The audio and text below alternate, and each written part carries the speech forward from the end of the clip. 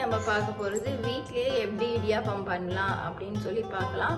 அதுக்கு ஃபஸ்ட்டு ஒரு பவுலில் அரிசி மாவு நான் கடையில் கொடுத்து மிஷினில் அரைச்சாச்சு. அந்த அரிசி மாவு எடுத்துகிட்டு 1/4 டீஸ்பூன் உப்பு போடணும்.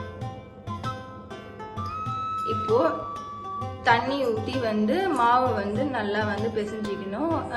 இது ஒரு சின்ன டிப் தான். நீங்கள் தண்ணி சுட தண்ணி நல்லா கொதிக்க வச்சுட்டு அந்த தண்ணி ஊற்றி பிசைஞ்சிங்கன்னா இடியாப்பம் நல்லா சாஃப்டாக வரும்.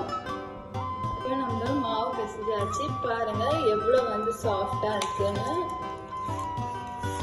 இப்போ நம்ம இடியாப்பம் புழிய ஆரம்பிச்சிடலாமா?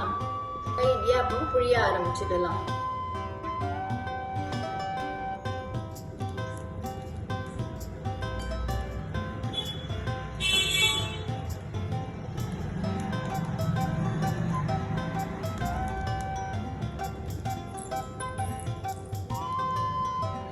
பாருங்க, நம்ம அழுத்தம் கொடுக்கவே இல்லை, அப்படியே சாஃப்டாக இடியாப்பம் வரும்.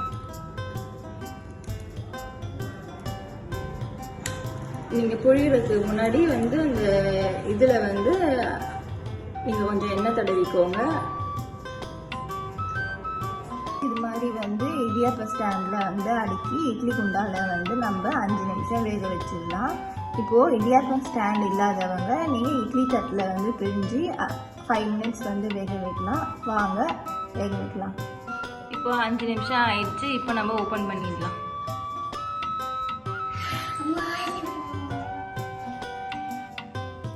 அவ்வளோதாங்க, சுட சுட இடியாப்பம் ரெடி.